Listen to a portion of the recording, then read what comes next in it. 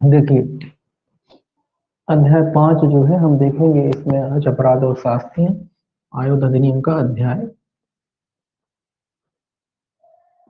5। देखिए अध्याय 5 जो है लगभग शास्त्रियों से ही संबंधित है, अपराध और शास्त्रियों से जो है पूरा का पूरा अध्याय संबंधित है। इसमें जो धारा 25 है वो कहता है कुछ अपराधों के लिए दंड। तो धारा 25 कैसे संबंधित है? दंड से संबंधित, सीधा दंड लिखेंगे। धारा 25 जो है दंड से संबंधित है, कुछ अपराधों के लिए जो है दंड दिया गया है। अब इस धारा को याद कैसे करना है ये मैं बताऊंगा, नोट करना है ये चीजें आपको, ठीक है? क्योंकि पनिशमेंट है, इसमें समझाने का कुछ नहीं है, बस नोट करना है ना। मिक्सअप करके दे रखे हैं तो आपको उनको छांट के अलग से जो है लिखनी पड़ेगी, तभी ये जो धारा है आपकी ठीक तरीके से आपको याद हो पाएगी, ठीक है? तो इसको याद करना है तो आपको नोट करना पड़ेगा। पहले नोट करेंगे धारा 5, इसी में नीचे इस तरीके से पॉइंट बाई पॉइंट लिख सकते हैं या किसी भी तरीके से चिन्ह बना के लिख सकते हैं। धारा 5 कोष्टक में आपको लिखना पड़ेगा विनिर्माण विक्रय, ताकि आपको ये पता चले कि धारा 5 का ऐसे संबंधित है, याद रहे विनिर्माण विक्रय, ठीक है? इसके अलावा धारा 6 यहाँ इधर ही लिखेंगे, सेक्शन 6। धारा 6 का ऐसे संबंधित है आपके गनों की नाल को छोटा करना, गनों की नाल को छोटा करना, ठीक है? इसको बंद करेंगे। आगे आप लिखेंगे धारा 11 ऑब्लिक एस जैस लगा किया, धारा कौन सा है आपका? धारा 11 सेक्शन 11, ये कैसे संबंधित है आपका? प्रतिष्ठित आयोगों के लिए दंड या प्रतिष्ठित आयोगों को अर्जित करने के लिए दंड। प्रतिष्ठित आयोगों को अर्जित करने के लिए दंड, अर्जित करना, सीधा लिख लीजिए अर्जित करना, ठीक है? इस तरीके से लिखेंगे आप करने के लिए दंड, करने के लिए दंड। इसका मतलब क्या है? अब इसमें दंड देखेंगे। अगर कोई व्यक्ति धारा 5 के तहत जो है अनुज्ञप्ति के बिना विनिर्माण विक्रय करता है, या धारा 6 के अधीन जो है गन्नों की नालों को छोटा करता है, या कोई प्रतिसिद्ध जो आयोग है उनको अर्जित करता है अनुज्ञप्ति के बिना, तो ऐसे व्यक्ति को जो है दंड का प्रोविजन किया गया है धारा 25 में, इसमें केंद्र में लिखा है। तो ऐसे व्यक्ति को कितना दंड दिया जाएगा ये आपको याद रखना है, 7 वर्ष से लेकर आजीवन कारावास और जुर्माना। 7 वर्ष से लेकर आजीवन कारावास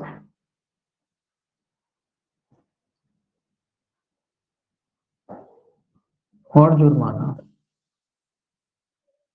ठीक है? इस तरीके से आपको इनको सबको नोट करना पड़ेगा, तभी आप कर पाएंगे। क्योंकि किसी भी तरीके से क्वेश्चन पूछ सकते हैं या पर्टिकुलर 5 पूछेंगे कि धारा 5 के तहत अगर कोई व्यक्ति अपराध करता है तो पता तो होना चाहिए कि धारा 5, या धारा 5 ना पूछ के ये पूछ सकते हैं कि भाई विनिर्माण अगर विक्रय करता है कोई व्यक्ति इस अधिनियम के उल्लंघन में, तो ऐसे व्यक्ति को कितनी सजा होगी, है ना? इसी तरीके से ये पूछ सकते हैं कि भाई कोई व्यक्ति गनों की नाल को छोटा बड़ा करता है, छोटा करता है तो वही कितना सजा होगा। ये तब पता होगा जब आपको ये अंदर पता हो कि भाई क्या पूछ रहा है ना?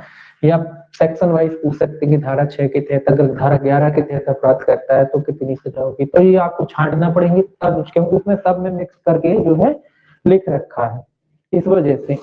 दूसरा, इसमें काफी सजाएं हैं। दूसरा आपको लिखना है धारा 7 सेक्शन 7, सेक्शन 7 कार्य से संबंधित है प्रतिष्ठित आयुधों से, प्रतिष्ठित आयुध, एक मिनट गलत हो गया, थोड़ा सा गड़बड़ कर दिया मैंने। ये जो है आपका धारा 11 जो है आयात निर्यात है, सॉरी, धारा 11 जो है आपका आयात निर्यात, आयात निर्यात, ठीक है? धारा 11 आयात निर्यात है के लिए दंड, इसके लिए जो दंड है 7 वर्ष से लेकर जो है आजीवन कारावास तक है, ठीक है? धारा 11 जो है आपका आयात निर्यात से संबंधित है, अगर इन सब विनिर्माण करता है, गनों के माल को छोटा करता है, या धारा 11 के तहत आयात निर्यात करता है कोई व्यक्ति, ठीक है, तो ऐसे व्यक्ति को 7 वर्ष से लेकर जो है आजीवन कारावास तक की जो है सजा और जुर्माने से दंडित किया जा सकता है। ठीक है, इसको करेक्ट कर लीजिएगा। अब धारा 7 है, धारा 7 है आपका प्रतिषिद्ध आयु, प्रतिषिद्ध आयुध या आयुधों कर लीजिए, एक ही बात है, ठीक है, आयुधों कि अर्जित कर को अर्जन करना, अर्जन करना, इसको बंद कर लीजिए, के लिए दंड।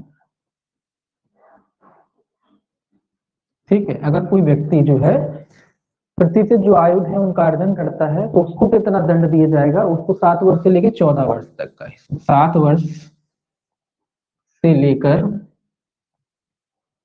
14 वर्ष तक का कारावास और जुर्माना।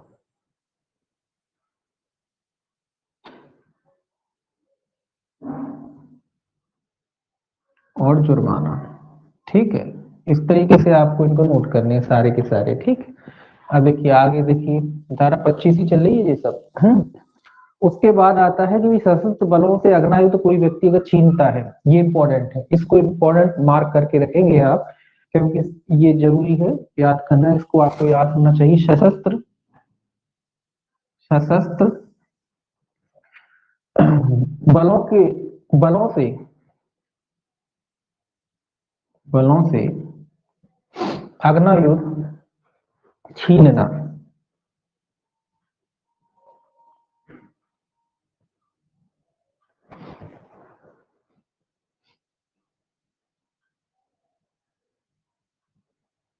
इसका मतलब है कि जब पुलिस वाले हो गए या अगर कोई सशस्त्र बल हो गया, सेना के सदस्य हो गए, उनसे कोई व्यक्ति अगर हथियार छीनता है जब ये अपना काम कर रहे होते हैं, तो ऐसे व्यक्ति को कितनी सजा दी जाएगी, तो ऐसे व्यक्ति को 10 वर्ष से लेकर आजीवन कारावास और जुर्माना, इंपॉर्टेंट है ये।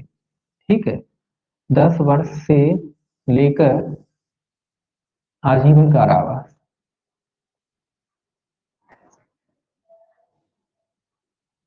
ठीक है, और जुर्माना, जुर्माना तो है ही, और जुर्माना से जो है दंडित किया जाएगा। तो ये इस तरीके से आपको याद करना है। ठीक है, आगे देखेंगे इसी में, अभी जो अपने कल पढ़ी थी धारा 24, उनके अधीन अगर कोई व्यक्ति अपराध करता है 24A और 24B के अधीन, तो धारा 24A, 24A एवं 24B, सेक्शन 24B, प्रतिषिद्ध क्षेत्र, प्रतिषिद्ध क्षेत्र, मतलब यही अपराध जो ऊपर की है, अगर ऐसे ही अपराध अगर कोई व्यक्ति जो है प्रतिषिद्ध क्षेत्रों में अगर कोई व्यक्ति करता है, तो ऐसा व्यक्ति को जो है 3 वर्ष से लेकर 7 वर्ष तक कारावास एवं जुर्माना से, 3 वर्ष से लेकर 7 वर्ष तक का कारावास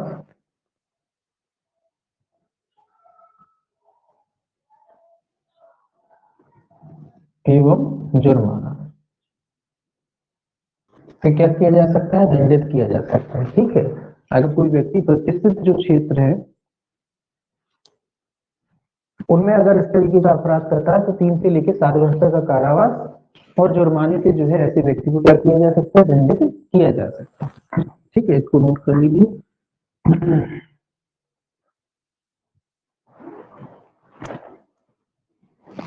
देखिए आप इसको मिटाइए, आगे और भी है, धारा 25 में काफी दंड है।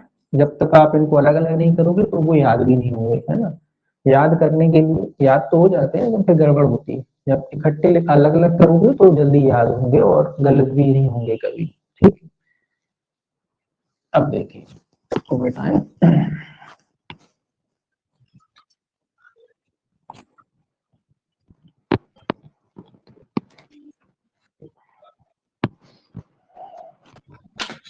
अब देखिए कौन बोल रहा है,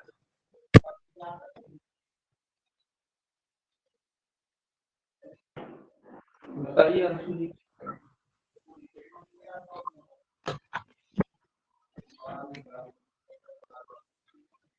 सर ये पूछ रही थी मैं, सर ये सारे पनिशमेंट याद करने हैं? पनिशमेंट तो याद करनी पड़ेगी, कुछ भी आ सकता है। तो हम लोग सारे करने पड़ेंगे इसकी?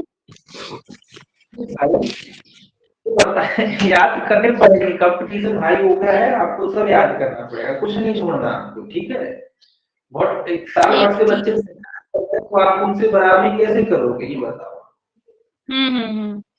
सर बराबरी ठीक के है सर। साथ कैसे अगर आप याद नहीं करोगे तो याद तो करना पड़ेगा, और टाइम भी बहुत है, टाइम आपके पास ना हो। साल 1.5 साल हो रहा है एबीपीओ के लिए तैयारी करते करते बस, हम्म। है ना। ऐसे में आपको कुछ नहीं छोड़ सकते आप, आपको सबसे ऊपर निकलना पड़ेगा तभी सिलेक्शन हो पाएगा, क्योंकि कंपटीशन हार्ड हो गया है, और जितना लेट होगा उतना हार्ड होगा, और अभी भी और भी लेट होगा एग्जाम। एग्जाम आपका जून में तो होना नहीं है, जिससे है ना, आपका एग्जाम जून में नहीं होगा, ये पक्का है, गारंटी है इस बात की। 1-2 महीना और खिसकेगा, ठीक है, क्योंकि कोरोना शुरू हो गया फिर से, है ना। कोर्ट में फिर से बीसी शुरू हो गई, जो वकील होंगे उनको पता होगा, आज से ऑर्डर आ गए हैं हाई कोर्ट के, बीसी शुरू कर दी उन्हें, वीडियो कॉन्फ्रेंसिंग से होगा सब सुनवाई पैरवी। जजों को कोरोना हो गया, यहाँ के जजों को भी होगा, 3-4 जजों को हो गया, है ना। इसका मतलब ये है कि आगे शुरुआत हो गई है, 1-2 महीने में लग जाएगा, 1 आध महीने में लग जाएगा, तो वो डेट बढ़ेगी आपकी, और जब डेट बढ़ेगी तो लोगों को टाइम मिलेगा तो कंपटीशन बढ़ता ही बढ़ता जाएगा।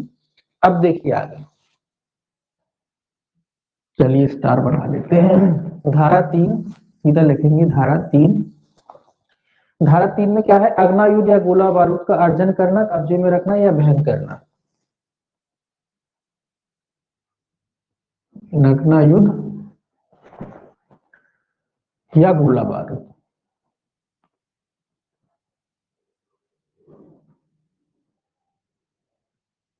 का अर्जन करना,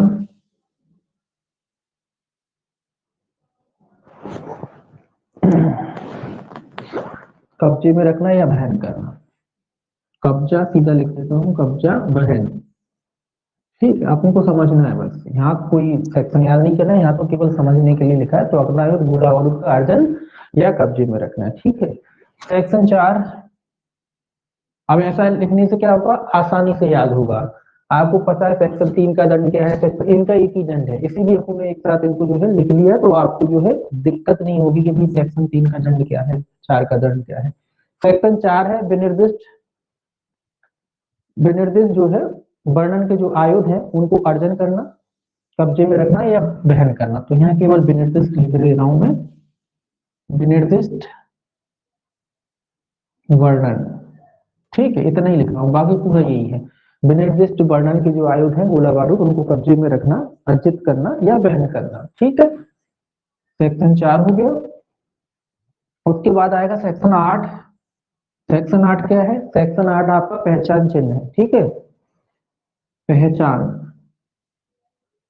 एक शब्द ही लिख रहा हूँ, याद करने के लिए अपन को याद करना है, बाकी तो अपन पता है कि पहचान चिन्ह के बिना अगर कोई व्यक्ति जीतता है तो उसके बारे में है ना, तो पहचान चिन्ह पूरा लिखना चाहे तो पूरा लिख सकते हैं। पहचान चिन्ह धारा 8 में क्या है, पहचान चिन्ह, ठीक है। पहचान चिन्ह के बिना अगर कोई व्यक्ति बेचता है, अंतरित करता है तो उस तरीके के अपराध होगा।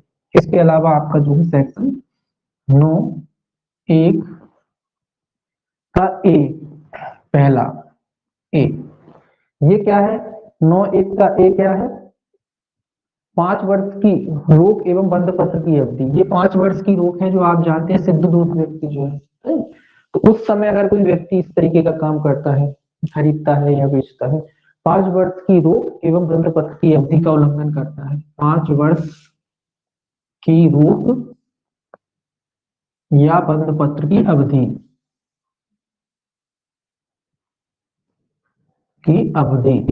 उस समय अगर कोई व्यक्ति धारण करता है, मतलब 5 साल की, या तो 5 साल की रोक लगी होगी, या बंद पत्र में जो डेट दे रखी होगी उसका उल्लंघन अगर कोई व्यक्ति करता है तो ऐसा व्यक्ति। इसके अलावा सेक्शन 10, सेक्शन 10 क्या कहता है, सेक्शन 10 कहता है आयात निर्यात से संबंधित है। सेक्शन 10 कहता है आयात निर्यात, ठीक है, अगर कोई व्यक्ति आयात निर्यात करता है, ठीक है। इसके अलावा सेक्शन 12 परिवहन, अगर कोई व्यक्ति इस अधिनियम के उल्लंघन में परिवहन आदि करता है। इसके अलावा सेक्शन जो है आपका 3, सेक्शन 3 क्या कहता है? सेक्शन 3 का 2 3 का 2 3 जो है आपका कहता है 2 से अधिक अग्नायुध अगर कोई व्यक्ति रखता है, 2 से अधिक अनुज्ञप्ति के बिना अधिक अग्नायुध, अब 2 से अधिक तो रख ही नहीं सकते अग्नायुध, ठीक है, इतना ही बहुत है 2 से अधिक अग्नायुध अगर कोई रखता है कोई व्यक्ति। इसके अलावा 21(1) सेक्शन 21(1) पहला जो है इसका अग्नायुधों को जमा नहीं करता है जब उसका आदेश दिया जाता है जमा करने का। अग्नायुधों को मान लो आदेश हो गया कि जमा करिए, जमा नहीं करता है। अग्नायुधों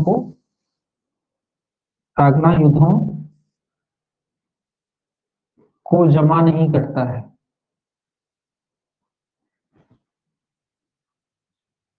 करता है, ठीक है। ये अपन को याद रखने के लिए भी क्या है, किस चीज की अपन सजा दे रहे हैं। तो ऐसे सभी व्यक्तियों को जो है कितनी सजा दी जाएगी? ये सारे अपराधों में कितनी सजा है? ये सारे अपराधों में 2 वर्ष से लेकर 5 वर्ष तक का कारावास और जुर्माना। 2 वर्ष से लेकर 5 वर्ष तक का कारावास एवं जुर्माना, ठीक है। 2 वर्ष से लेकर जो है आपका 5 वर्ष तक का कारावास और जुर्माने से क्या किया जा सकता है? ऐसे व्यक्ति को जो है दंडित किया जा सकता है।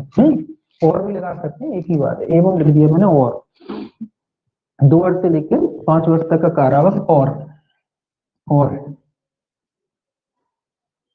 जुर्माने से क्या किया जा सकता है? दंडित किया जा सकता है। 2 वर्ष से लेकर 5 वर्ष तक का कारावास और जुर्माने, ये सारे अपराधों में धारा 3 का अपराध, धारा 4 का, धारा 8 का, धारा 9(1)(1) का अपराध, धारा 10 का अपराध, धारा 12 का और धारा 3 का और धारा 21(1) के अधीन अगर कोई अपराध करता है तो ऐसे सभी व्यक्तियों को जो है 2 वर्ष से लेकर 5 वर्ष तक कारावास और जुर्माने से क्या किया जा सकता है? दंडित किया जा सकता है, ठीक है। इसके अलावा अगर उपरोक्त अपराध किसी उपद्रवग्रस्त क्षेत्र या विक्षुब्ध, कह लीजिए आप, विक्षुब्ध क्षेत्र में या विक्षुब्ध ग्रस्त जो क्षेत्र होते हैं, क्षेत्र में किया जाता है तो कितनी सजा हो जाएगी? इसी में आप स्टार बना के लिख लीजिए। उपरोक्त अपराध, उपरोक्त मतलब ऊपर जो अपराध वर्णित है वो अपराध, उपरोक्त अपराध यदि किसी उपद्रवग्रस्त या कोष्टक में विक्षुब्ध भी लिख लीजिए, विक्षुब्ध क्षेत्र में किया जाता है, मतलब ये पूरे जो अपराध अपने ऊपर लिखे हैं, अगर यही अपराध किसी विक्षुब्ध क्षेत्र कह लीजिए या ऐसा क्षेत्र कह लीजिए जहाँ का शांति माहौल जो है, यहाँ की जो है शांति व्यवस्था ठीक नहीं है ना, या शांति व्यवस्था या कह लीजिए उपद्रवग्रस्त क्षेत्र को मिला के, तो ऐसे स्थानों में अगर भी अपराध किया जाता है तो ऐसे अपराधों में जो सजा है 2 वर्ष से बढ़कर के कितनी हो जाएगी? 3 वर्ष हो जाएगी। तो 3 वर्ष से लेकर 7 वर्ष तक का कारावास और जुर्माने से दंडित किया जा सकता है। 3 वर्ष से लेकर,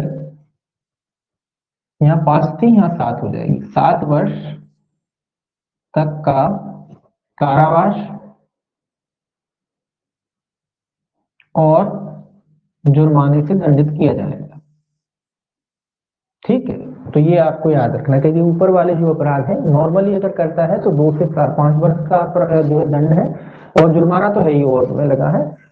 इसके अलावा अगर यही अपराध जो है किसी विक्षुब्ध क्षेत्र में करता है तो उसकी सजा जो है 2 से बढ़ के हो जाएगी 3 वर्ष न्यूनतम जो सजा है, और अधिकतम जो 5 है उसको बढ़कर हो जाएगी 7। तो 3 वर्ष से लेकर 7 वर्ष तक का कारावास और जुर्माने से जो है ऐसे व्यक्ति को क्या किया जा सकता है? दंडित किया जा सकता है, ठीक है। ये तो नॉर्मल हो गया। अब आगे देखेंगे 9(1) ये देखा था पुण्य सॉरी 9(1)(a) नहीं, 21 9(1)(a) और 9(1)(b), एक और रह गया है 9(1)(a) देखा था 5 वर्ष तक का जो रोक लगी थी उसके लिए। 9(1)(b) भूल गए अपने, तो 9(1)(b) और जोड़ना है। 9(1) का बी, इसके लिए भी जो है सजा है इसमें सेम। 9(1)(b) में जो है विक्रय अंतरण परख ऐसे व्यक्ति को करेगा जो प्रतिष्ठित है या जो पागल है। ऐसे व्यक्ति को अंतरण जिस पर रोक लगी है, सीधा लिख लेते हैं, जिस पर रोक है या पागल है। मतलब आप ऐसे व्यक्ति को हथियार बेचते हैं जो पागल है, या फिर जिस व्यक्ति पर किसी भी प्रकार की जो है रोक लगी हुई है ना, उसको बेचते हैं। तो 9(1)(b) भी है इसमें, 9(1)(a) है और 9(1)(b) है, दोनों है। उसके लिए अगर है तो सेम सजा, ये सजा यही है, 2 वर्ष से लेके जो है 5 वर्ष तक। और अगर ये अपराध प्रतिष्ठित स्थान पर किया जाता है तो 3 से 7 वर्ष तक की जो है इसमें सजा है। इसके अलावा तरुण व्यक्तियों के लिए जो है अलग से दे रखा है इसमें कि अगर कोई, 1 मिनट,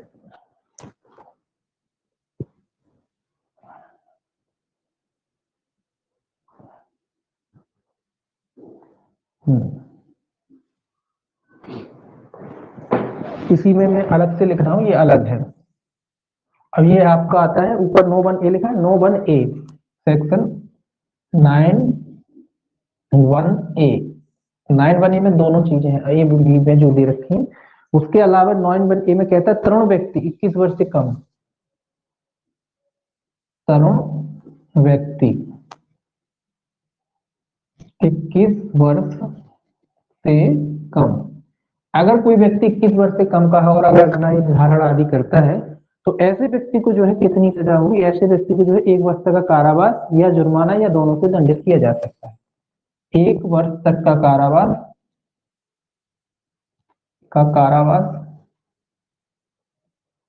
या जुर्माना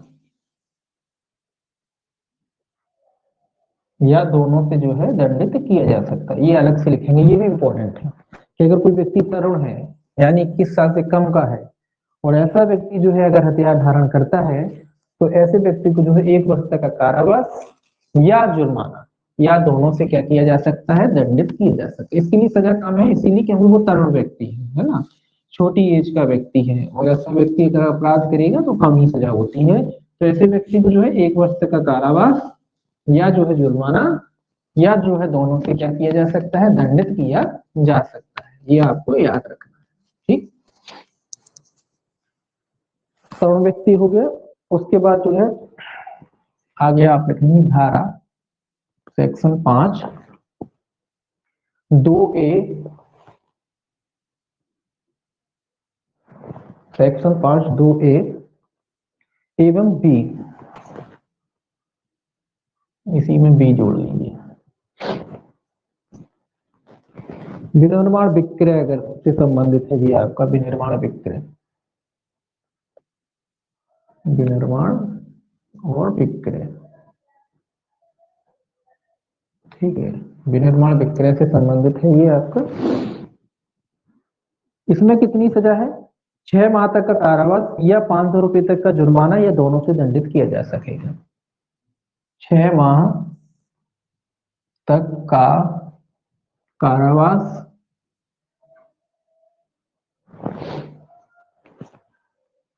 या 500 रुपए तक का जुर्माना या दोनों, या 500 रुपए तक का जुर्माना या दोनों, ठीक है, से दंडित किया जा सकता है अगर कोई व्यक्ति जो है विनिर्माण विक्रय करता है। धारा 5 में किस तरीके के हथियार हैं आपके? धारा 5 में आयुधों और गोला बारूद का विनिर्माण विक्रय इत्यादि के लिए उन व्यक्ति, तो कुल मिला के ये कह रहा है कि अगर कोई व्यक्ति वगैरह उन व्यक्ति के जो है हथियार वगैरह बनाता है तो ऐसे व्यक्ति को जो है 6 माह तक का कारावास या 500 रुपए तक का जुर्माना या दोनों। यानी कि सीधे सीधा है कि अवैध रूप से कोई व्यक्ति हथियार बनाता है, आपने देखे होंगे ना बगैर लाइसेंस के हथियार बना दिए जाते हैं, नकली वो पाइप वगैरह काट के बना देते हैं वो लोग, उनके लिए सजा है। तो ऐसे व्यक्ति को जो है 6 माह तक का कारावास या 500 रुपए तक का जुर्माना या दोनों से जो है दंडित किया जा सकता है। इसके अलावा जो है आपका सेक्शन 17(1) 17(1) क्या कहता है? अनुज्ञापन प्राधिकारी की अपेक्षा या निलंबन या जब्ती। अनुज्ञापन ज्ञापन प्राधिकारी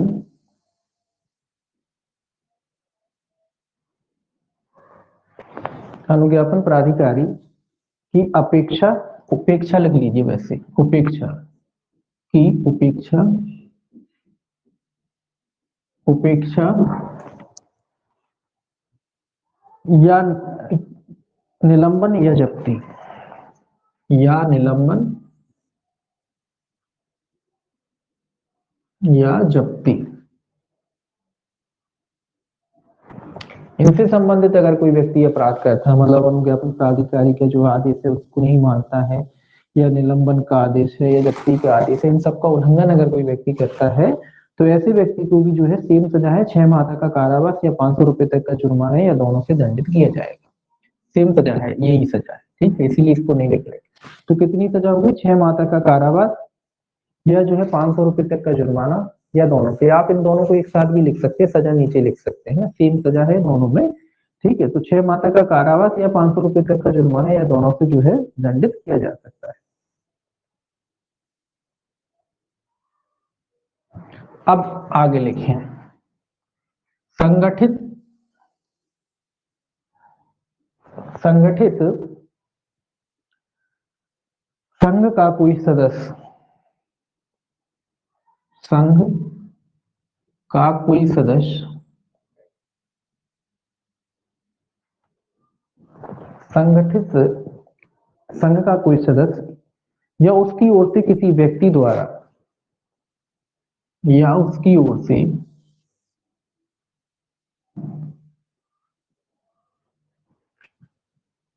किसी व्यक्ति द्वारा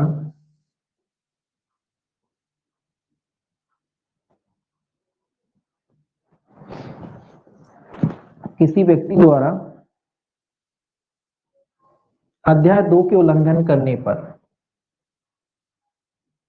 अध्याय 2 के उल्लंघन करने पर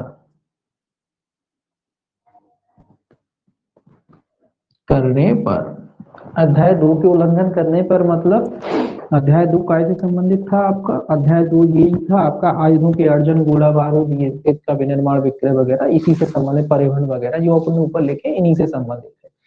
तो इनसे संबंधित अगर कोई व्यक्ति संगठन अगर है और या उससे संबंधित कोई व्यक्ति है उल्लंघन करता है संगठन के द्वारा, कुल मिला के संगठन के, ऑर्गेनाइजेशन के द्वारा, किसी ऑर्गेनाइजेशन के द्वारा अगर अपराध किया जाता है, ये सारे जो तुमने अपराध लिखे हैं ऑर्गेनाइजेशन के द्वारा अगर अपराध किए जाते हैं, तो ऐसे में ऑर्गेनाइजेशन है, स्वाभाविक सी बात है, तो ऑर्गेनाइजेशन या तो ऑर्गेनाइजेशन करेगी या उसकी तरफ से कोई अन्य व्यक्ति करेगा।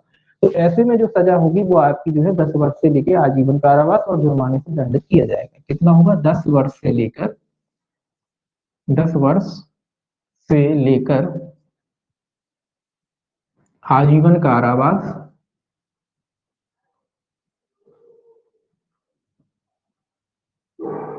और जुर्माना, ठीक है। अगर ऑर्गेनाइजेशन के द्वारा ऐसा अपराध किया जाता है तो 10 वर्ष से लेकर जो है आपका आजीवन कारावास और जुर्माने से जो है दंडित किया जा सकता है। अब देखिए ये हो गया, इसके बाद आप अगला लिखेंगे, अवैध व्यापार में, अवैध व्यापार में संलिप्त व्यक्ति या सम्मिलित व्यक्ति, लिप्त व्यक्ति, इसी अधिनियम के तहत अगर कोई व्यक्ति अवैध रूप से जो है व्यापार में सम्मिलित है और ऐसे व्यक्ति द्वारा धारा, अब इनमें लिखने की जरूरत नहीं, धारा 3 के तहत कोई अपराध करता है, धारा 5, 6 और 7, धारा 5, 6 और 7 या धारा 11 या जो है आपकी धारा सेक्शन 11 के अधीन कोई अपराध करता है कि उल्लंघन में कोई अपराध करता है। अवैध व्यापार में सम्मिलित कोई व्यक्ति धारा 3, 5, 6, 7 या धारा 11 के उल्लंघन में अगर दंड करता है, के उल्लंघन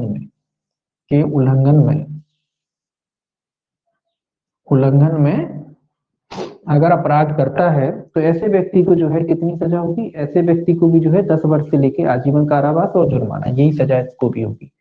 10 वर्ष से लेकर जो है आपका आजीवन कारावास और जो जुर्माने से जो है क्या किया जा सकता है, दंडित किया जा सकता है। ठीक है, तो सेम सजा इसमें भी है। अगर अवैध व्यापार में सम्मिलित व्यक्ति है या ऑर्गेनाइजेशन के द्वारा किया जाता है तो दोनों में सेम ही सजा है, 10 वर्ष से लेकर जो है आजीवन कारावास और जुर्माने से जो है ऐसे व्यक्ति को जो है दंडित किया जाता है, किया जा सकता है।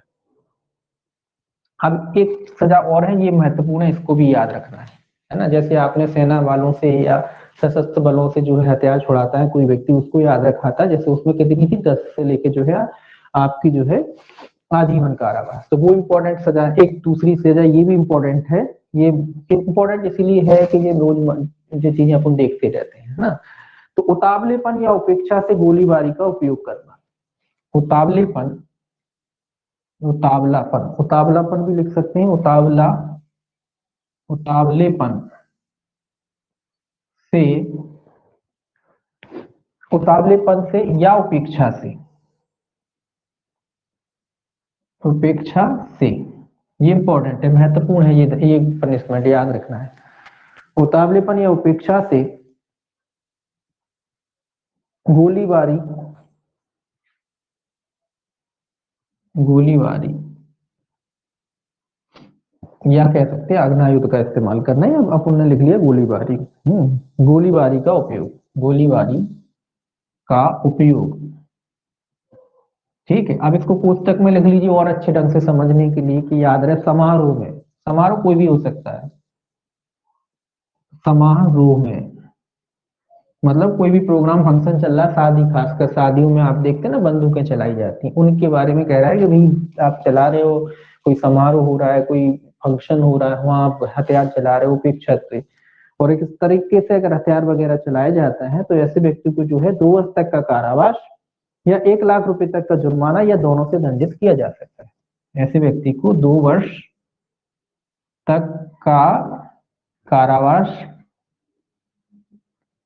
या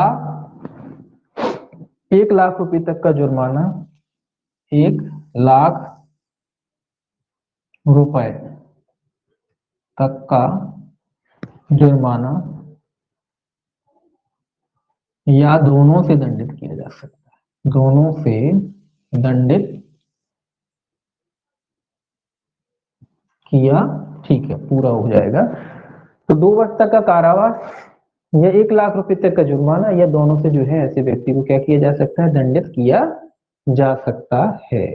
ये आपको याद रखना है, ठीक है, महत्वपूर्ण है ये वाला पनिशमेंट। ठीक है, इस तरीके के पनिशमेंट पूछे जा सकते हैं क्योंकि नॉर्मली है, आप जानते हो। तो ये तो हो गए आपके धारा जो है 25 के जो है उल्लंघन में दंड अगर कोई व्यक्ति करता है तो 25 में जो है इतनी पनिशमेंट आपके दे रखे हैं ना।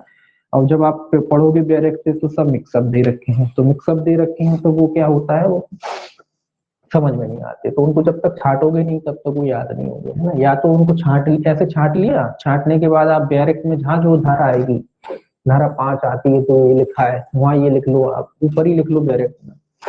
यहाँ धारा 17 का आती है वहां आप ये लिख लो। इस तरीके से जो भी सेक्शन यहाँ आता है उस पर लिख लीजिएगा तो बहुत आसानी। तो फिर क्या होता है जब आप बैरक पढ़ोगे ना तो साथ में सजाएं भी ऊपर जो है आपकी रिपीट होती रहती है। याद नहीं करना है, लेकिन ये होता है कि तो रिपीट हो जाती है। जब आप बैरक पढ़ोगे तो उसके ऊपर ही सजा लिखी है, उसी सेक्शन पे उस लिखी हुई है, तो आपको क्या होता है ऑटोमेटिक वो सजा जो है याद हो जाती है। फिर आपको उसको अलग से याद करने की आवश्यकता नहीं होगी, है ना। इस तरीके से आपने लिख लिया, उसके बाद क्या करेंगे आप बैरक पे लिख लेंगे उनको, जो सेक्शन की सजा जहां है वहीं की उसी सेक्शन पे जाके उसको लिख लेंगे पेंसिल से या पेन से। तो क्या होगा जब भी पढ़ेंगे आप तो जब सेक्शन उसको पढ़ेंगे तो उसके साथ उसकी सजा भी जो है आप पढ़ते चलेंगे। सजा तो आपको पता ही है कि सेक्शन 25 में तो कोई दिक्कत ही नहीं है ना। अब सेक्शन जो है 26 जो है आपका, ये गुप्त उल्लंघन के बारे में, ये सेक्शन भी पूछा जाता है, गुप्त उल्लंघन, गुप्त उल्लंघन जैसे नाम से स्पष्ट है ना, चोरी छिपे काम करना वो वाला है, यही जो उल्लंघन है गुप्त रूप से करता है, चोरी छिपे अगर कोई व्यक्ति करता है। अब इसमें अपन जो है धाराएं, केवल धाराएं लिखेंगे, ऊपर अपन ने लिखी है कि अगर कोई व्यक्ति जो है धारा 3 का अपराध या फिर जो है धारा 4, सीधा लिख रहे हैं धारा 4, धारा 10, धारा 10 या जो है आपकी धारा 11, इन तीनों चारों धाराओं में का गुप्त उल्लंघन करता है, का गुप्त उल्लंघन करता है, गुप्त उल्लंघन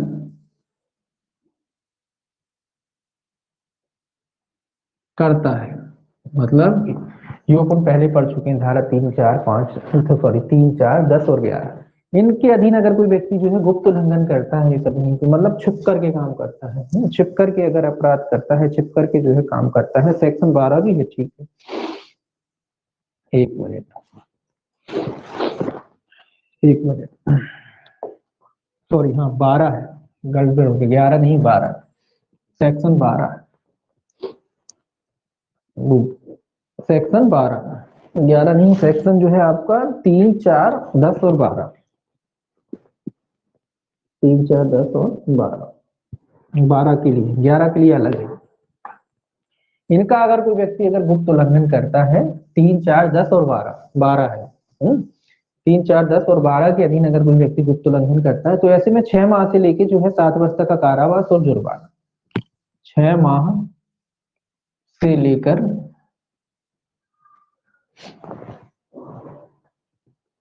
7 वर्ष तक का कारावास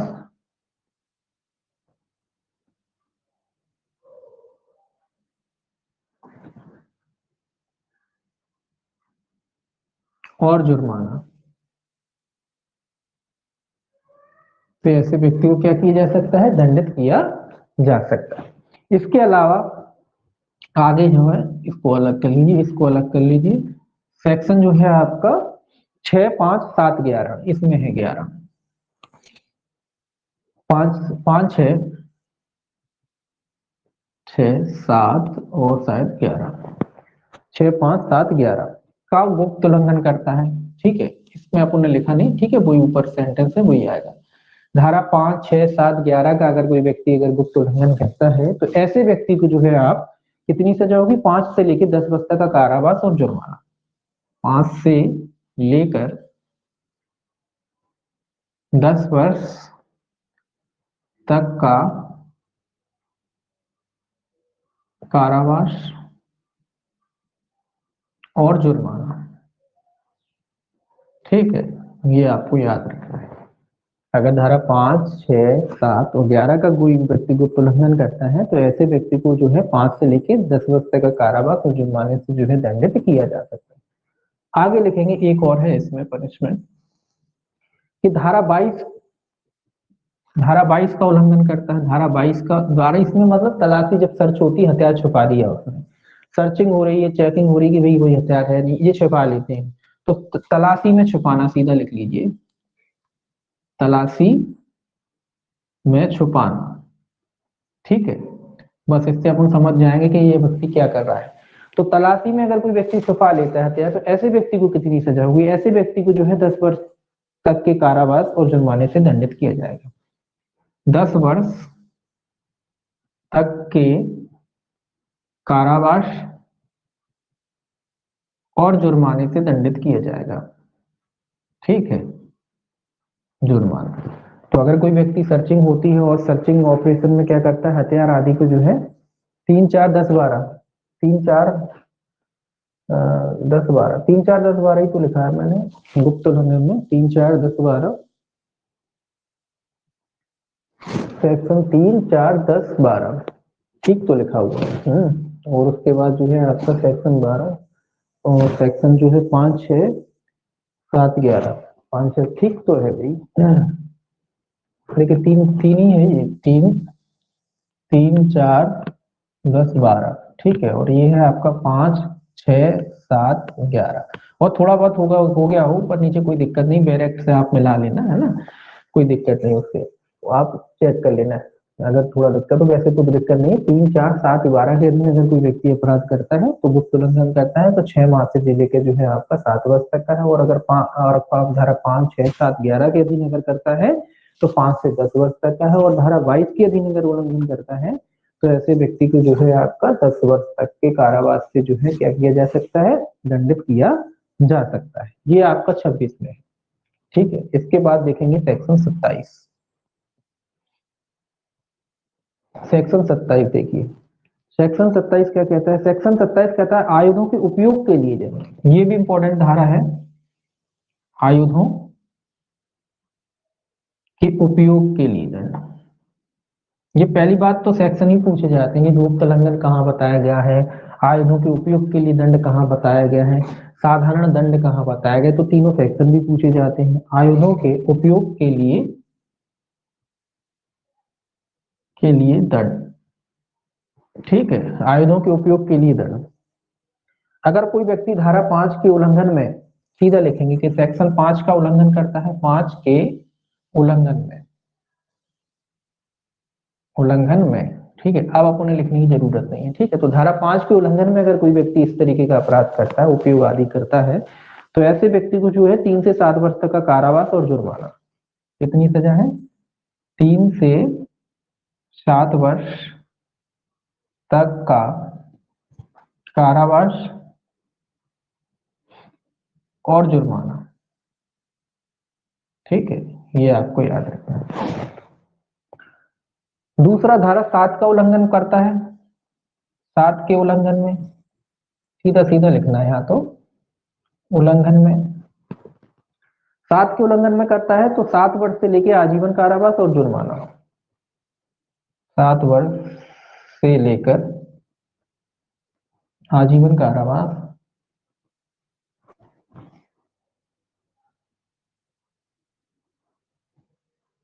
और जुर्माना, ठीक है। धारा 7 के उल्लंघन में करता है तो 7 से लेकर जो है आपका आजीवन कारावास और जुर्माने से जो है उस व्यक्ति को क्या किया जा सकता है? दंडित किया जा सकता है।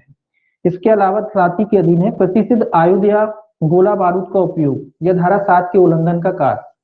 प्रतिषिद्ध आयुध सीधा लिख देते हैं, प्रतिषिद्ध आयुध या गोला बारूद का उपयोग, या गोला बारूद का उपयोग, अगर कोई व्यक्ति प्रतिषिद्ध आयुध या गोला बारूद का उपयोग करता है या धारा 7 के उल्लंघन का कार्य करता है, या इसमें लिखा है धारा 7 के उल्लंघन का कार्य करता है, ठीक है, तो ऐसे व्यक्ति को जो है सजा ज्यादा हो जाएगी। इसमें जो है सजा है आपकी मृत्यु दंड या आजीवन कारावास से और जुर्माने से। कितने से? मृत्यु दंड या आजीवन कारावास, या आजीवन, ये भी इंपॉर्टेंट है, याद रखना है, आजीवन कारावास और जुर्माना, और जुर्माना से जो है ऐसे व्यक्ति को क्या किया जा सकता है? दंडित किया जा सकता है। ये हो गया आपका 27 का, ठीक है। 27 में इतने ही है। धारा 5 के उल्लंघन में 3 से 7 वर्ष, धारा 7 के उल्लंघन में 7 वर्ष से लेकर आजीवन कारावास, और अगर प्रतिषिद्ध आयुध है, गोला बारूद है, और या फिर जो है धारा 7 के उल्लंघन में कार्य करता है इसी के अधीन प्रतिषिद्ध हथियारों वाला, तो ऐसे व्यक्ति को जो है मृत्यु दंड या आजीवन कारावास और जुर्माने से क्या किया जा सकता है? दंडित किया जा सकता है। ये हो गया आपका धारा 27। इसके बाद धारा 28 देखेंगे। धारा 28 जो है आपकी नकली अग्नायुध वगैरह से संबंधित है, तो उसके बारे में देखेंगे।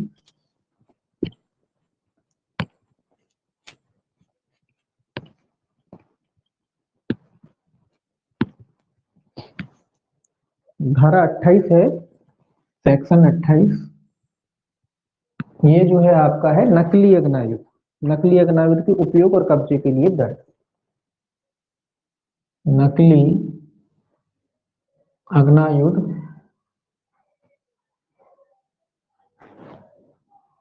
के उपयोग या कब्जे के लिए दंड।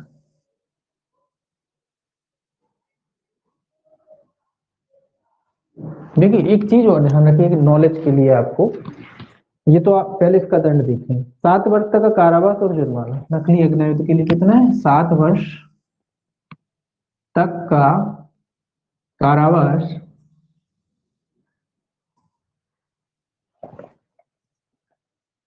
और जुर्माना।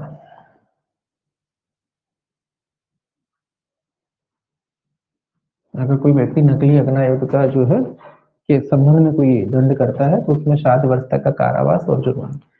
देखिए आपने देखा होगा ऐड आते हैं कई बार नकली गनों की बोले एयर राइफल वगैरह ये बोले ओरिजिनल जैसी दिखती है, बोले इसके लिए लाइसेंस नहीं चाहिए, बोले रखिए आप अपनी सुरक्षा के लिए, तो वो सुरक्षा के लिए यूज नहीं कर सकते आप। ठीक है, इतना ध्यान रखिए कि नकली हथियारों को आप जो है सुरक्षा के लिए भी यूज नहीं कर सकते, है ना, रख सकते हैं, उसके लिए लाइसेंस की कोई जरूरत नहीं है, लेकिन जिस पर्पस के लिए वो बनाई जाती है उन्हीं पर्पस में उसका इस्तेमाल कर सकते हैं।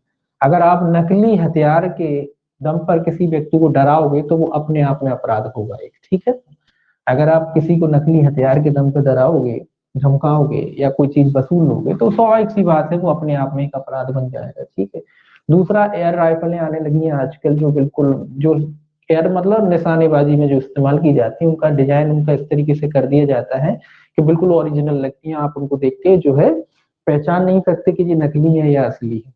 तो इस तरीके के हथियारों के लिए हालांकि लाइसेंस की जरूरत नहीं होती, लेकिन इसको आप हर वक्त कैरी करके नहीं चल सकते। आप ऐसे जैसे पिस्टल को लगा के चलते हैं ना बगल में, वैसे लगा के नहीं चल सकते उसको। उसको आपको लेके चलना है तो उसका जो बॉक्स आता है उसमें आपको लेके चल सकते हैं, और वो भी कहा किस लिए, जब आप शूटिंग करने जाते हैं, आप निशानेबाजी करने जाते हैं, तब आप उसको 24 घंटे लेके नहीं चल सकते, नहीं तो वो भी अपने आप में अपराध होता है। तो ऐसा नहीं कि भैया नकली खरीद ली और बोले इसको डराने के काम में आएगा, या मान लीजिए कोई भी घुसा आया आपके घर में तो आप उसका इस्तेमाल करते हैं तो वो अलग ही अपराध बनेगा अपना। ठीक है, तो वो ऐसा नहीं, कोई लीगल नहीं होती वो चीजें। कई लोग कहते हैं कि भी नकली रख लिया डराने के, ना, वो लीगल नहीं होता, वो अपने आप में भी अपराध बन जाता है। ठीक है, उनका जो इस्तेमाल है वही इस्तेमाल किया जा सकता है। ठीक, ये इतना याद रखें। अब देखिए सेक्शन 29, बाकी 29 जो कहता है वो कहता है अनुज्ञप्ति रहित व्यक्ति से आयुध आदि का क्रय या अंतरण करना। अनुज्ञप्ति रहित, ये इंपॉर्टेंट है, अनुज्ञप्ति रहित व्यक्ति से आयुध आदि का क्रय करना, ये भी दंडनीय है। ऐसा व्यक्ति जो बेचने के लिए जो है सक्षम नहीं है, या कह लीजिए उसके पास अनुज्ञप्ति नहीं है, उससे अगर आप खरीदते हैं तो इस धारा के अधीन वो अपराध होता है। इसमें कितनी सजा है, 3 वर्ष तक का कारावास या जुर्माना या दोनों से दंडित किया जा सकता है। 3 वर्ष तक का कारावास या जुर्माना या दोनों से ऐसे व्यक्ति को जो है दंडित किया जा सकता है। हालांकि एक अपवाद भी आप पढ़ चुके हैं इसका अपवाद, कि अगर कोई व्यक्ति की जो है अनुज्ञप्ति के बगैर बेच सकता है, वो अपवाद है, उसको छोड़ दिया जाए, उसको छोड़ देंगे। बाकी किसी अनुज्ञप्ति रहित व्यक्ति से अगर आप खरीदते हैं, जिसके पास अनुज्ञप्ति नहीं है, इस तरीका का जो है उससे हथियार अगर खरीद लेते हैं तो ऐसे व्यक्ति से जो है 3 वर्ष तक का कारा, अगर आपको खरीदते हैं तो 3 वर्ष तक का कारावास या जुर्माना या दोनों से दंडित किया जा सकता है। धारा 30 देखिए, धारा 30 क्या कहती है, इतना ही याद रखना है इसमें। 29 में 30 में क्या याद रखना है, अनुज्ञप्ति या नियम के उल्लंघन के लिए दंड। सर आपने इसका वो अपवाद क्या बताया था? या नियम के हेलो, उल्लंघन के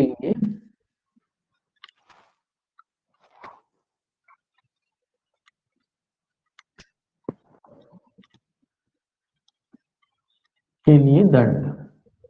इसमें भी केवल दंड याद रखना है। अगर आप अनुज्ञप्ति या नियम का उल्लंघन करते हैं तो कितना दंड है, 6 माह तक का कारावास या जुर्माना जो 2000 रुपए तक का हो सकेगा। 6 माह तक का कारावास या 2000 रुपए तक का जुर्माना या दोनों। ठीक है, ऐसे व्यक्ति को जो है दंडित किया जा सकता है। इसके अलावा जो है आपका है सर, हेलो सर,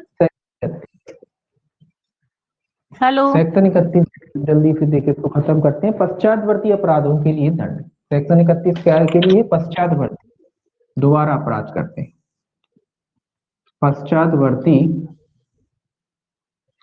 अपराधों के लिए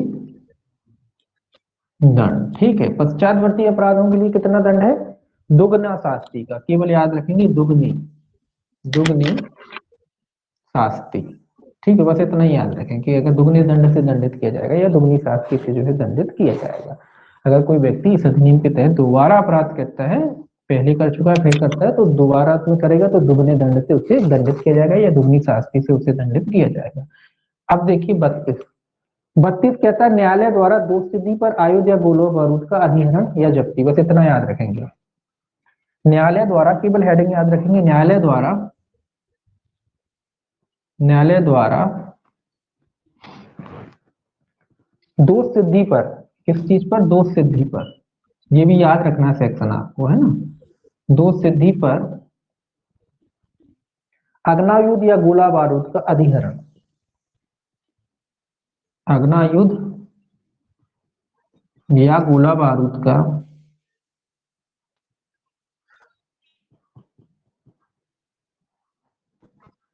अधिहरण। ठीक है, इसमें कुछ याद नहीं रखना, बस इतना ही याद रखना। ठीक है, कि न्यायालय द्वारा, सेक्शन याद रखना है कि सेक्शन 32 के तहत अगर दोष सिद्धि होती किसी व्यक्ति की तो न्यायालय उसको क्या क्या कर सकता है? अधिहरण कर सकता है।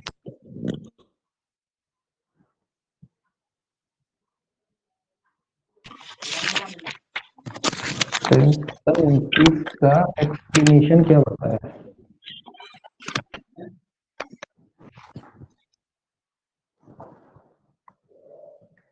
एक्सप्लेनेशन की जरूरत नहीं है, सीधा सीधा उसमें ये लिखा है, मैंने जो बताया आपको केवल उतना याद रखना है कि अनुज्ञप्ति रहित व्यक्ति से जो है आप आयुध वगैरह खरीदते हैं। ठीक है, अनुज्ञप्ति रहित व्यक्ति मतलब जिसको बेचने की अनुमति नहीं है, जिसपे कोई लाइसेंस नहीं है, ऐसे व्यक्ति से जो है आप खरीदते हैं तो कितना दंड होगा? उसमें केवल दंड याद रखना है आपको, 3 वर्ष तक का कारावास या जुर्माने से जो है दंडित किया जा सकता है। ठीक है, उसमें आपको एक्सप्लेनेशन की कोई जरूरत नहीं है कि कोई एक्सप्लेनेशन जो है। नहीं सर, एक्सप्लेनेशन नहीं, उसका जो आपने अपवाद बोला था ना वो पूछ रही सर मैं। ऐसे व्यक्ति को परिदत्त करने के लिए जो कब्जे में रखने का हकदार ना हो, उसके लिए जो है दंड है। ठीक, बाकी दंड याद रखना है, उसमें और कुछ चीजें याद नहीं रखना है। अब देखिए सेक्शन 32 हो गया।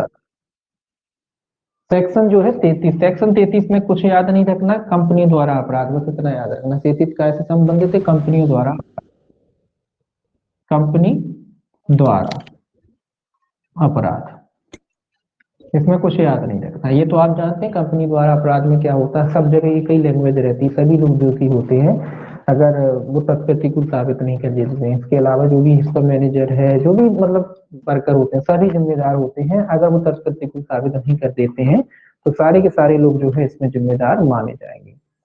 3 वर्ष के आवाज प्लस जुर्माना दोनों किया जाएगा। कौन सी वाली का बोल रहे हैं आप? 3 वर्ष तक का कारावास या जुर्माना या दोनों। या का मतलब होता है, इसका अगर आप बात कर रहे हैं तो 3 वर्ष तक का कारावास हो सकता है, या तो जुर्माना भी हो सकता है केवल, या फिर दोनों हो सकता है। ठीक है, या का मतलब यही होता है कि न्यायालय पे ऑप्शन आ जाता है, या तो वो सजा दे या वो जुर्माना दे या फिर वो दोनों दे। और का मतलब ये होता है कि सजा के साथ तो जुर्माना हो गई होगा, इतना अंतर आ जाता है।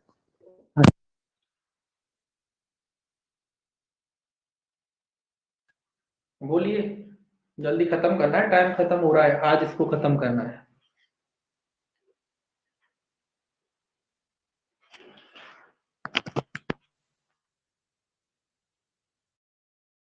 अपराध, अगले बैच का टाइम हो रहा है। यह है आपका 33 जो है कंपनियों द्वारा अपराध। ठीक है, इसमें कुछ याद नहीं रखना। इसके बाद जो है आपका अध्याय 6 आता है। अध्याय 6 सीधा यहीं से सीधा लिखेंगे, उसमें कुछ ज्यादा नहीं है। सेक्शन जो है आपका 34 आता है। सेक्शन 34 क्या कहता है आपका? सेक्शन 34 कहता है आयुधों के भंडारण के लिए केंद्र सरकार मंजूरी देगी। बस इतना सेक्शन, इसमें भी सेक्शन याद रखना है आपको। आयुधों के, इसमें कुछ याद नहीं रखना है, सेक्शन याद रखना है। आयुधों के भंडारण के लिए कौन मंजूरी देगा? केंद्र सरकार। के लिए मंजूरी केंद्र सरकार देगी।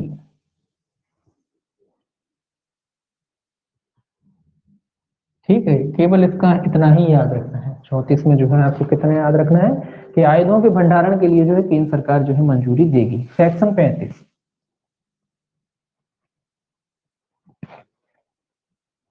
परिसरों के अधिभोगी व्यक्तियों का आपराधिक दायित्व, ये 35 में है। परिसर के कि अधिभोगी व्यक्तियों का इनमें सब में हेडिंग याद रखना है, व्यक्तियों का आपराधिक दायित्व।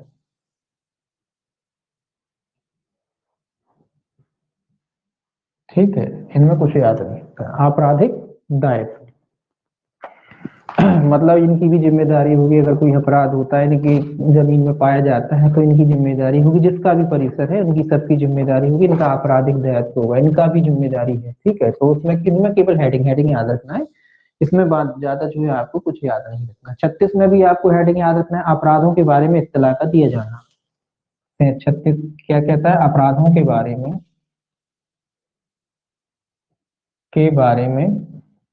इत्तला का दिया जाना, इत्तला का दिया जाना। ठीक है, इसमें भी कुछ याद नहीं रखना है, अगर आपको पता पड़ा है कि भाई ऐसा हथियार इस अधिनियम से संबंधित या कोई अपराध हो रहा है, जो भी कुल मिला के आपको जानकारी मिलती तो आपको देनी पड़ेगी। ठीक है, आप देने के लिए बात है। तो 36 है इत्तला का, इसमें भी आपको कुछ याद नहीं रखना, केवल हेडिंग याद रखना है। ठीक है, 37 गिरफ्तारी और तलाशी इसमें भी हेडिंग याद रखना है, 37 गिरफ्तारी और तलाशी।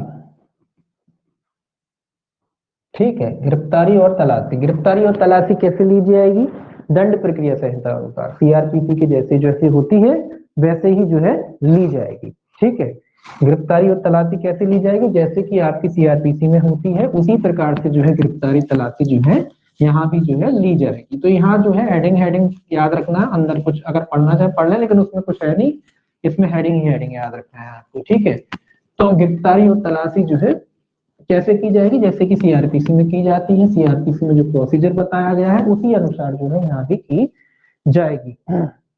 इसके अलावा सेक्शन जो है आपका 38, सेक्शन 38 कहता है अपराधों का संज्ञेय होना।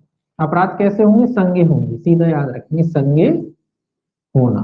ठीक है, तो सीधा लिख दिया। तो इस अधिनियम के अधीन जो अपराध होंगे कैसे होंगे, संज्ञेय माना जाएगा। ठीक है, इसमें भी केवल हेडिंग। अब 39 देखिए, ये सब हेडिंग ही हेडिंग में याद रखना है। 39 जिला मजिस्ट्रेट की पूर्व मंजूरी। 39 में क्या है, जिला मजिस्ट्रेट की पूर्व मंजूरी। ठीक है, जिला मजिस्ट्रेट की जो है पूर्व मंजूरी, काय के बारे में, धारा 3 के अपराध अर्जन और कब्जे के जिला मजिस्ट्रेट की पूर्व मंजूरी के बिना जारी नहीं किए जाएंगे। धारा 3 वाले जो अपराध हैं, सेक्शन 3 जो है के अपराध, सेक्शन 3 के अपराध, उसमें जो अर्जन किया जाता है ना, जब्ती वगैरह की जाती है, अर्जन किया जाता है, अर्जन या कब्जा। ठीक है, जब लिया जाता है किसी व्यक्ति से तो जिला मजिस्ट्रेट की पूर्व मंजूरी के बिना जारी नहीं किया जाएगा। आदेश जो है जिला मजिस्ट्रेट की पूर्व मंजूरी के बिना, मंजूरी ये इंपॉर्टेंट है, इसको याद रखना, मंजूरी के बिना जारी नहीं किया जाएगा।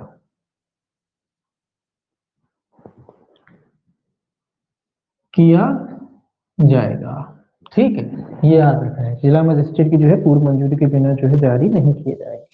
बाकी जो सेक्शन है वो सिंपल है, उनमें भी आपको सेक्शन याद रखना है। सेक्शन 40 क्या है, गुड फेथ की बात कहता है, सद्भावना पूर्वक, तो ये भी हेडिंग ही याद रखेंगे, सद्भाव ना पूर्वक। ठीक है, इसमें कुछ याद नहीं रखना है, सेक्शन याद रखना है। धारा 41 छूट देने की शक्ति, इस अधिनियम से संबंधित अगर कोई छूट है तो कौन देगा, केंद्र सरकार छूट देने की शक्ति किसको प्राप्त है, केंद्र सरकार को। ठीक, केंद्र अकेला लिख दिया। ठीक है, तो केंद्र सरकार को इस अधिनियम के तहत जो है छूट देने की जो है शक्ति है। सेक्शन 42 गणना से संबंधित है, मतलब अगर गणना करना चाहे सरकार की इस देश में, इस राज्य में, किसी भी पर्टिकुलर राज्य में कितने हथियार किस व्यक्ति के पास है, तो उसकी जो है गणना करने की शक्ति भी जो है किसके पास है, केंद्र सरकार के पास। तो ये भी कौन करा सकता है, केंद्र करा सकता है, राज्य नहीं कराता, कौन कराता है, केंद्र। ठीक है, 43 जो है आपका ये कहता है प्रत्यायोजित करने की शक्ति, इसमें भी हेडिंग याद रखना है, प्रत्यायोजित करने की शक्ति। की सकती, इसमें भी केवल हेडिंग से ही काम चलेगा, ठीक है, बाकी कुछ खास नहीं है। गणना वाला सेक्शन याद रखना है और आपका ये छूट देने वाला सेक्शन याद रखना है, ये दोनों सेक्शन याद रखना है। सेक्शन 44 जो है नियम बनाने की शक्ति है। सेक्शन 44 में क्या है, नियम कौन बनाएगा, केंद्र सरकार, ठीक है, ये याद रखना कि भी इस अधिनियम के तहत जो नियम है वो कौन बनाता है, केंद्र सरकार बनाता है। 45 है आपका कुछ दशाओं में लागू ना होना। सेक्शन 45 कहता है कुछ दशाओं में लागू ना होना। इसमें भी कोई खास नहीं है, कुछ दशाओं में जो है आपका लागू नहीं होना। एक मिनट,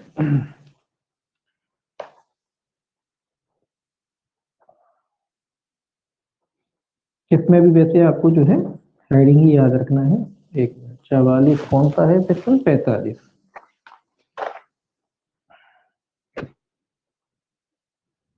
हाँ, इसमें कुछ विधियां लिखी हैं, हालांकि ये अपने काम की नहीं है। इसमें कि आयुध या गोला बारूद के समुद्री यान, जलयान या किसी वायुयान के फलक पर हो, ऐसे मतलब जो आप जानते हैं ये उन पे लागू नहीं होता है। जैसे कि मान लीजिए जो आर्मी के प्लेन होते हैं उनमें जो हथियार लगे होते हैं, इसके अलावा जो आपके जो सैन्य जहाज होते हैं वायु पानी के वगैरह, उनमें जो आर्म्स इस्तेमाल किए जाते हैं कुल मिला के, या सीधा सीधा मोटा मोटा याद रखें कि जो सेना के द्वारा जो हथियार वगैरह गोला बारूद वगैरह जो इस्तेमाल किए जाते हैं ना, इसके अलावा जो भी आर्म्स सेना के द्वारा ये इस्तेमाल किए जाते हैं, और जो इनके सेना के जो भी उपकरण हो, चाहे वो वायुयान हो, चाहे आपका हवाई जहाज हो, क्या क्या कहते हैं पानी का जहाज हो, कोई भी हो, उनमें जो इस्तेमाल किए जाते हैं उन पर ये लागू नहीं होता आर्म्स एक्ट, है ना, उन पर लागू नहीं होता, सीधी सीधी बात है ना।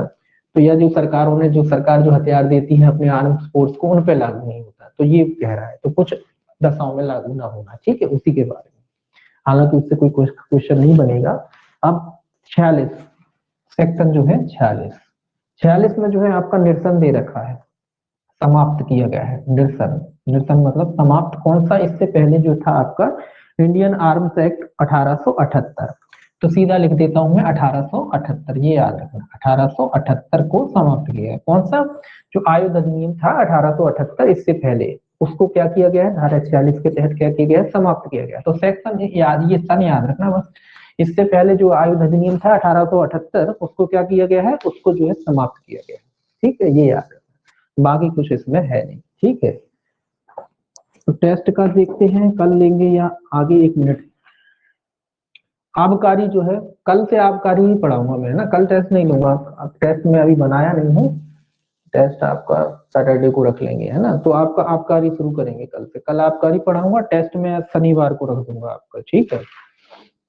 आबकारी शुरू करेंगे क्योंकि इस महीने कम से कम 5 एक्ट तक उन्हें खत्म करने हैं, ठीक है। चलिए थोड़ी 10-5 मिनट बाद मिलेंगे मेजर एक्ट वाले ग्रुप में।